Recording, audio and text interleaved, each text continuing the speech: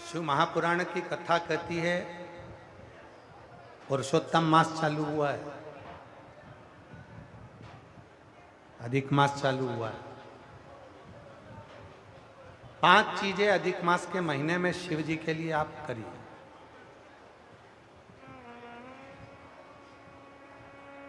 तीन वर्ष में एक बार अधिक मास आता है, पुरुषोत्तम मास आता है। हम पूरी कथा पुरुषोत्तम मास की भी आपको कथा के बीच में कहेंगे।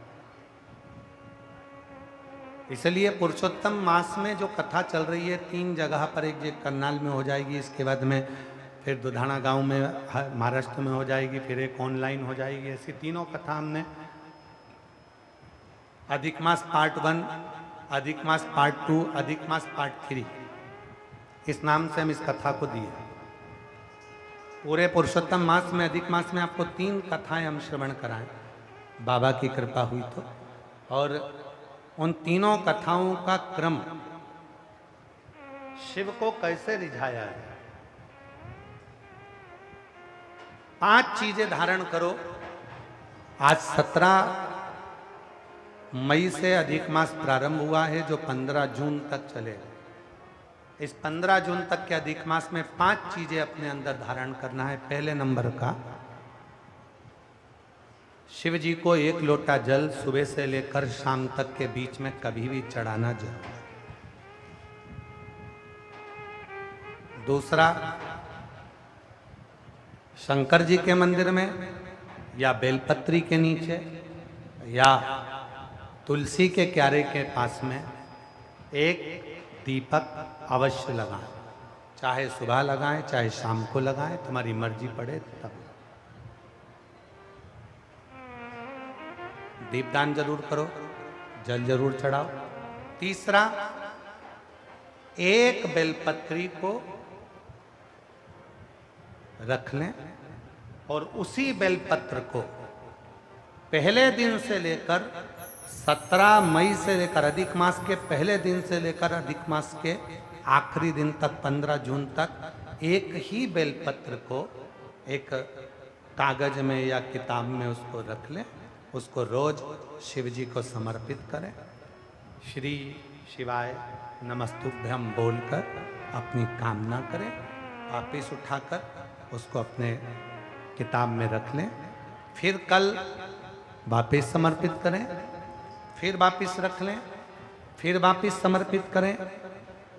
1 महीना अधिक मास का, पुरुषोत्तम मास का, यदि एक ही बेलपत्र को सर्वत्र चढ़ाया जाए, उसी बेलपत्र को बारंबार समर्पित करा जाए और उस बेलपत्र को अधिक मास पूर्ण होने के बाद फिर उसको जो आप मालपुआ दान करते हैं, उस मालपुए के साथ अगर दान कर दें तो जिंदगी में कभी किसी के दरवाजे पर हाथ नहीं फैलाना पड़ेगा। भगवान इतनी बरकत आपको प्रदान करे, इतनी बरकत दे। एक बेलपत्र, वही बेलपत्र पहले दिन से चालू होती है। किसी भी शिवलिंग पर, चाहे पार्थिव पर चढ़ा लो, आप चाहें तो अपने, हम गुरुजी हम वहां पर नहीं हैं, हम कथा में रहते हैं, हम कथा सुनने जाते हैं, तो हम कहाँ चढ़ाएं?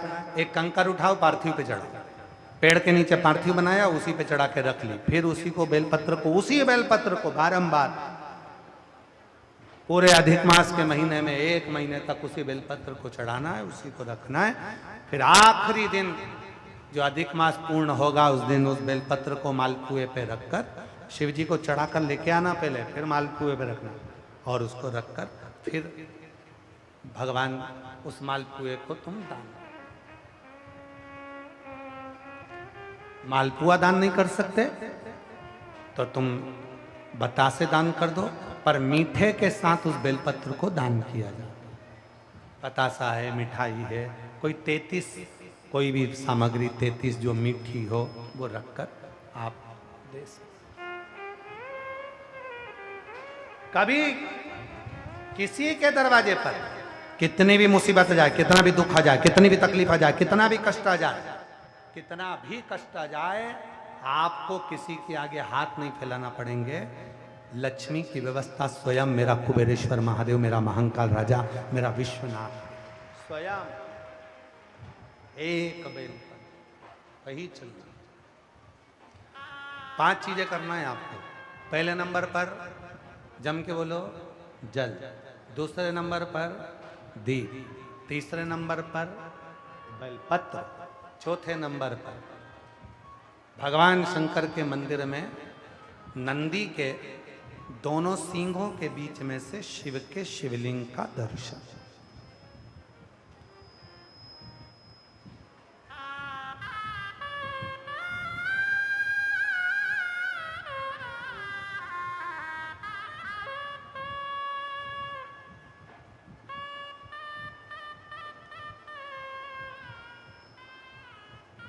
नंदी के जो सींग है, उन सींग के मध्य में से भगवान शंकर का दर्शन।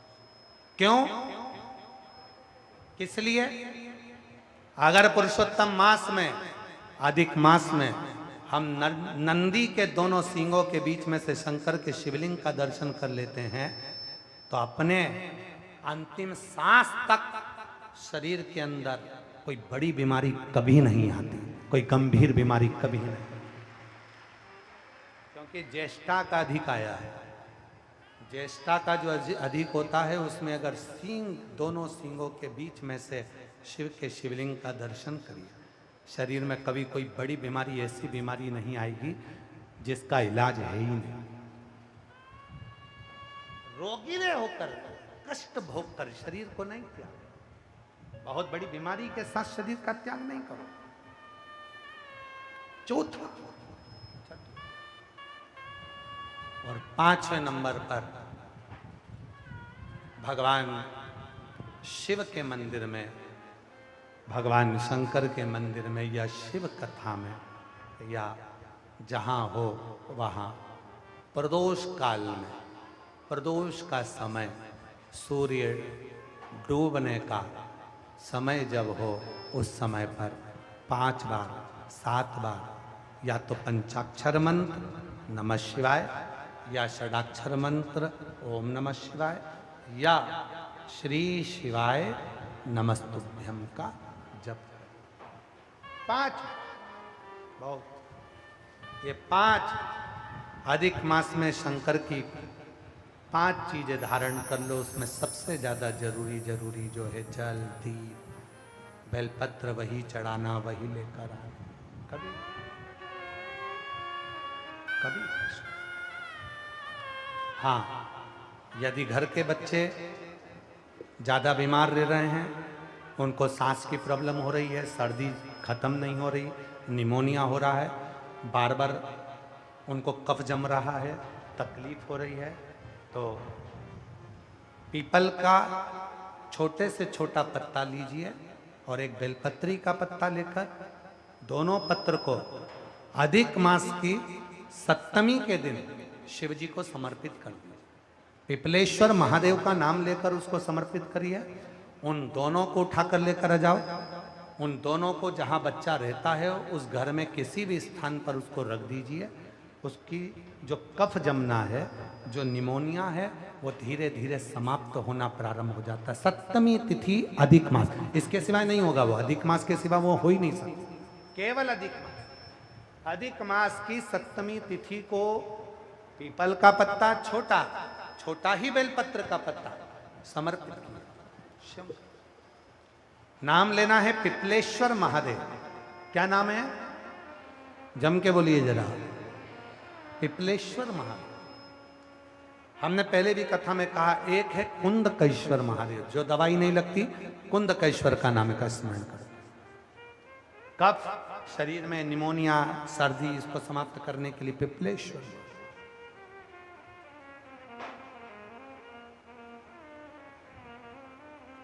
पिपलेश्वर महादेव